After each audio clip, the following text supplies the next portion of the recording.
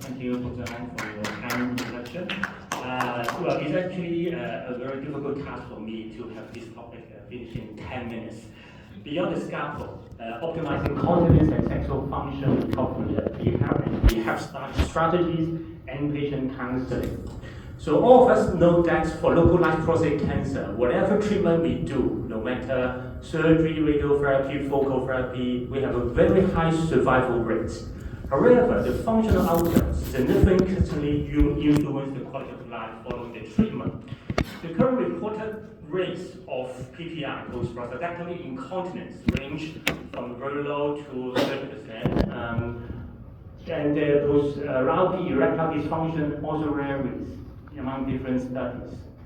And without a structured rehabilitation program, an assisted recovery of the erectile function at 2 years occurs in only up to 1/4 of our patients. So our definition of surgical success is not only the surgery, but not only the effective oncologic control, but also the restoration of reliable functional outcomes. So I think many studies have tried to look at the surgical factors affecting these two aspects. Regarding the urinary continence, the surgical approach, the surgical technique, whether we use a Rocco stage, rest sparing, hood technique, bladder sparing, and also studies have shown that prior QRP TURP has shown to be a significant adverse factor for postoperative urinary continence function recovery. And for erectile function, of course, again, the surgical approach, the nerve sparing status, whether we do a bilateral intrafascial dissection, whether we can avoid thermal dissection, whether we can avoid any traction on the neurovascular bundles, and this has not been very thoroughly studied about the traction injury. And NeuroSafe, similar to the intraoperative fluorescence study and frozen section study, has tried to show that to maximize the nerve sparing. However, as a robotic surgeon, we all know that even we do the same technique, the same time, but different patients still have different outcomes on the urinary and erectile function. So there must be other factors affecting the recovery. Patient factors, age, baseline function, comorbidities like diabetes and obesity, the smoking status, and also some studies also show that patients on anticoagulants actually also do worse in the functional outcome recovery. So this is indeed, as surgeons, we have to look at all these. So for the risk stratification, who is at risk for poor recovery, we have to identify. As in the 223 meta-analysis has shown that prior TURP, BPH surgery significantly hampers the recovery. The odds ratio of 1 year urinary incontinence are 56% lower, and the erectile function recovery are 40% lower. And also, the prehabilitation evidence actually is there.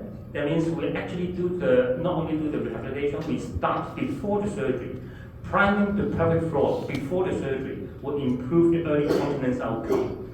In 225, there is a meta-analysis showing 14 RCTs, and if we do the biofeedback pre-operative, actually significantly reduce the PPI compared to the control group, especially in the early postoperative period. And we look at this so-called rehabilitation program. I think different centers would adopt different treatment modalities, from only routine care, pelvic floor training, biofeedback, professional therapist guided treatment, electrical nerve stimulation, and even some drug treatment. So this study actually is very interesting. It tried to look at 17 different treatment modalities, and then it had to try to plot the curve or probability graph for postoperative urinary incontinence recovered at 1 month, which actually showed that the routine care plus a pre-operative pelvic floor muscle training plus a biofeedback and professional guided treatment actually has the best recovery outcome at 1 month.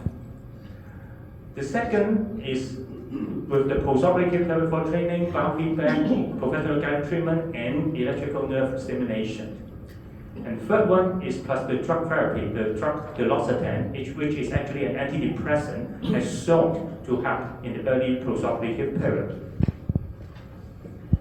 If we look at 6 months, then the postoperative pelvic floor exercise and the biofeedback actually went the first. Second is with the electrical nerve stimulation. And the third one is comprising also with the professional guided treatment and the electrical nerve stimulation. So you have to review that what treatment modality and we have been adopting in the prehab and post-operative rehabilitation. What about penile rehabilitation?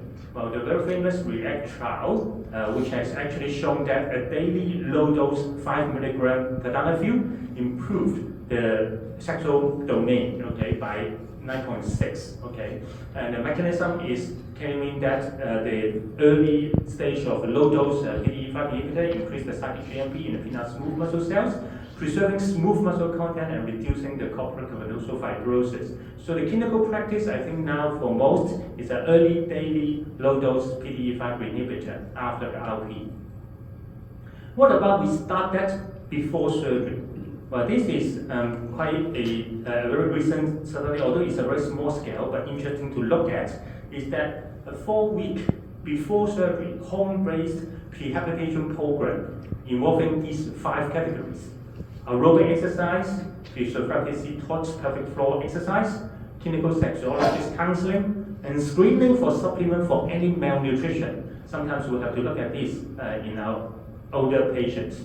And the nurse counseling for any anxiety, depression, and quality of life.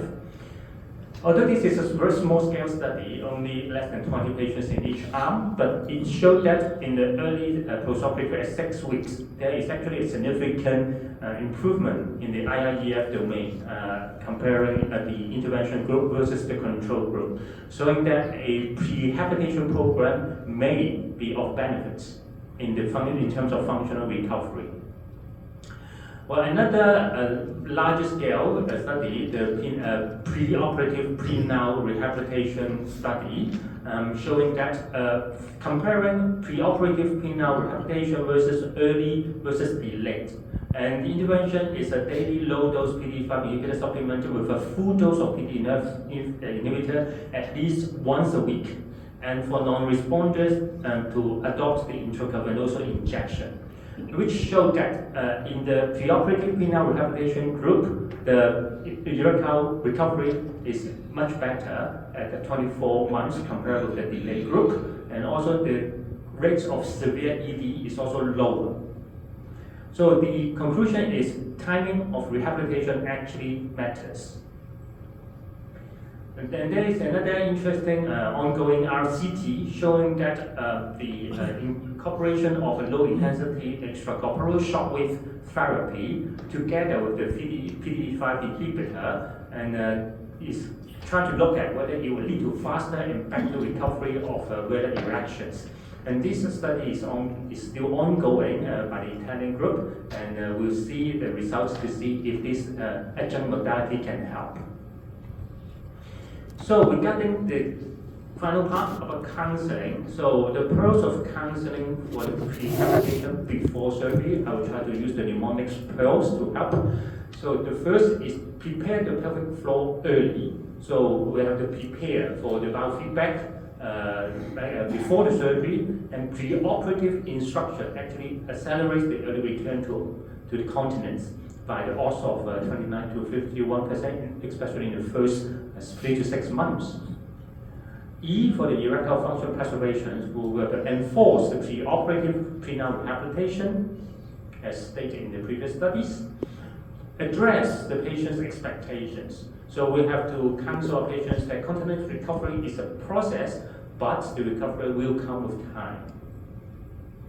R, very important, risk stratification and set goals. Okay, for patients with prior BPH surgery, we have to counsel them especially, and for individual counseling based on all the risk factors has to be taken into consideration. And then L is the lifestyle also matters. So we have to incorporate not only the pelvic floor muscle exercise, but also aerobic and resistance training. And a high fiber diet to prevent any straining. This also is very important.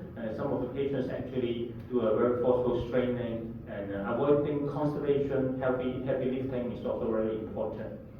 S is the shared decision making. So we have to discuss the trade-off with the patients. So nowadays we know resisparin has also be offered for patients for faster urinary recovery, but also studies also show a higher positive margin rate. Therefore, we have to discuss our approach with the patients, and we have to involve the patient in choosing the approach based on their priorities. So what about the postoperative period rehabilitation? We also use the pearls. P for PDE5 inhibitor. So daily is better, early use is better. E, expect a gradual recovery. So we have to give the data to the patient, the percentage of recovery with time.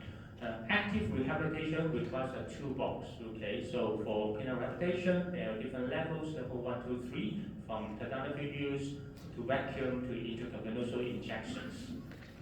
R, so recognize the new normal for our patients. So dry orgasms are actually normal. The climacturia, so some patients may have some urine leakage. That orgasm affects 20% of the patients. So the advice is to empty the bladder before sex and use the pelvic floor contraction during the orgasm. And the penile length may appear shorter, therefore use of the vacuum device can help maintain the stretched length. L, long-term salvage options do exist. For those with a severe incontinence persists after 12 months, AUS has shown to have a 10-year intervention-free survival of 40%. And if erectile function rehabilitation fails, penile prosthesis is also having a very high satisfaction rate. And last is to S, very important, is to support the couple. So prostate cancer is not only the man's disease, it's the couple's disease. So we have to invite the partner in the counseling process and encourage open communication about sexual expectations and intimacy beyond intercourse. So with this, I've finished my presentation. Thank you.